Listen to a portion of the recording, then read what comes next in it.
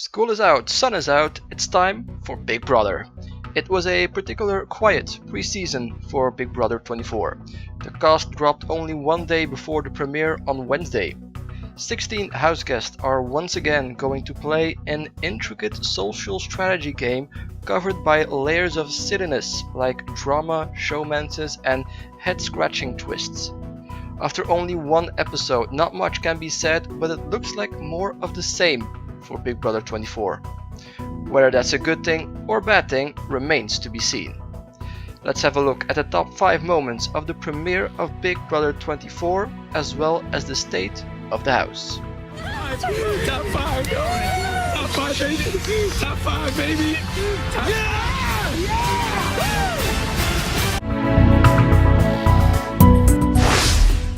Each Big Brother season has its own theme and Big Brother 24 is no different. Usually it's some kind of variation of beach club or summer camp. This year they went for motel / festival / Palm Springs. The festival theme is a bit different, but it's more of the same, to be honest. I would have liked it more if they really went into the motel theme and gave the house a very gritty, cheap look. Of course, the theme is hardly relevant in Big Brother. It usually lasts 4 weeks tops, if even. The theme mattered in the first episode, as far as the HOH challenge and the first twist of the season is concerned. If history is any indication, the theme will fade away as the season progresses, besides maybe some challenges and a twist here or there. Behind me, the Big Brother house has been transformed into the BB Motel, where these house guests will move in and compete in an over-the-top festival-themed summer that we're calling BB Fest. 16 fresh-faced players are embarking on a daunting 82-day season. I prefer to go in depth on these players pre-season, but because we got the cast so late, we have to take a more general approach. Like any season, you can see what archetype they're going for. From the cheerleader to the jock, nerd, gay, mom, they're all there.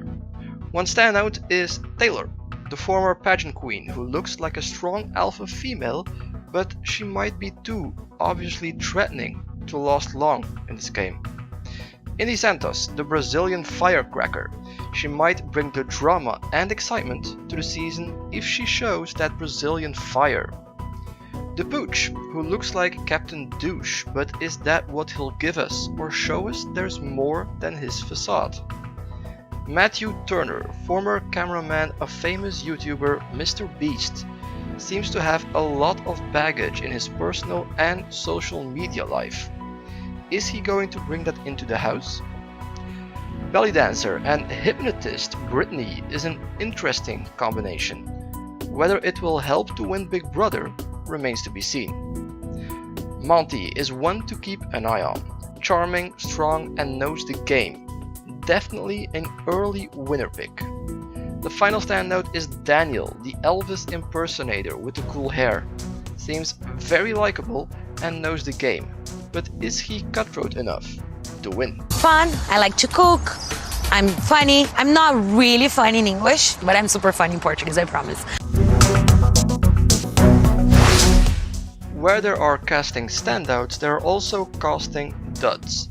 It is important to note these are first impressions. Who seems like a dud now could be our favorite at the end of the season. Nicole is one of the older house guests at 41 and wants to play a loyal game. Early Casey vibes, the winner of Big Brother 20. Amira feels like a BB23 chada, young, smart and quiet in the beginning of the game. She'll have to break out of her shell to make a similar run. Michael is your nerdy cat lover. His ability to fit in will be crucial for his chances.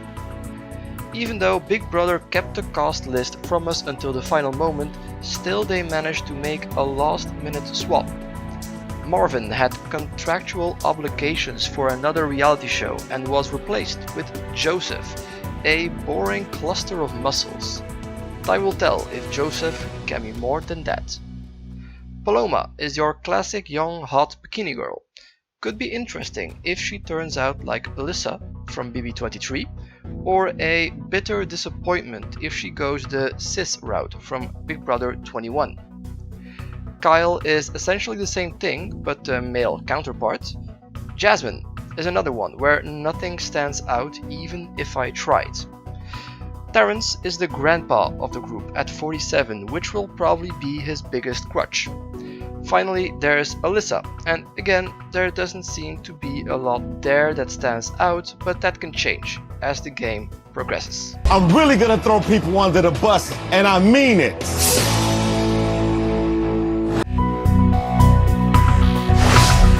Enough with the introductions, time to get into the challenge to crown the first HOH of the season.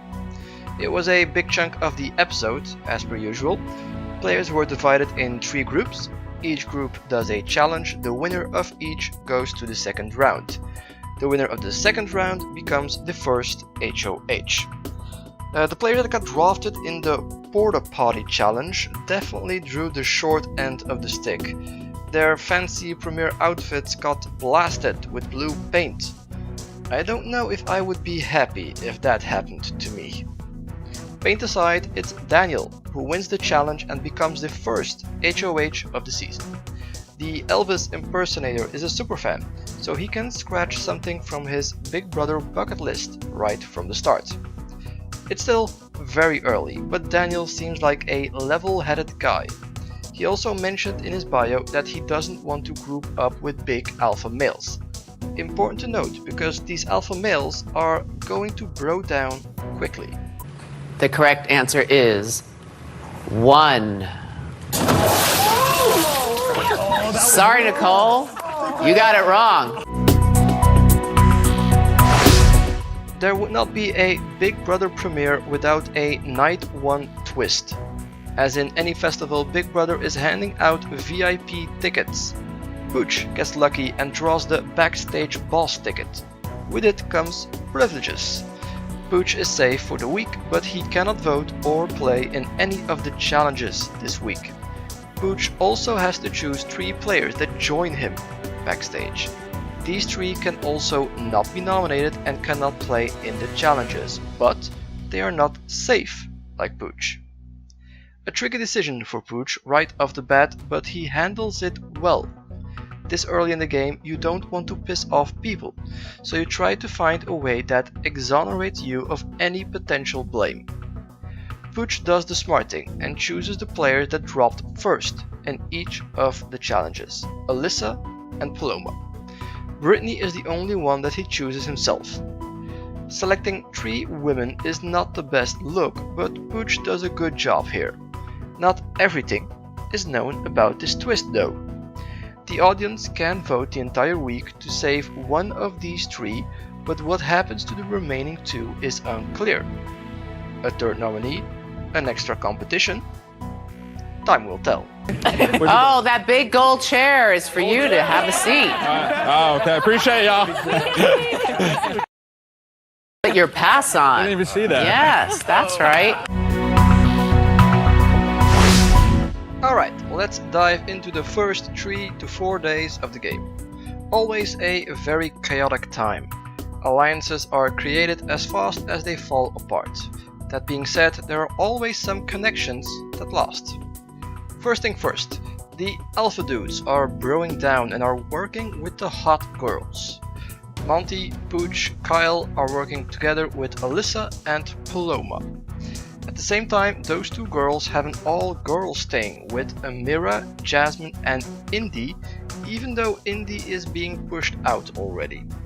Especially Paloma has been very active, running all over the house talking with everyone. This is bound to blow up in her face sooner or later. Where is Daniel in all this?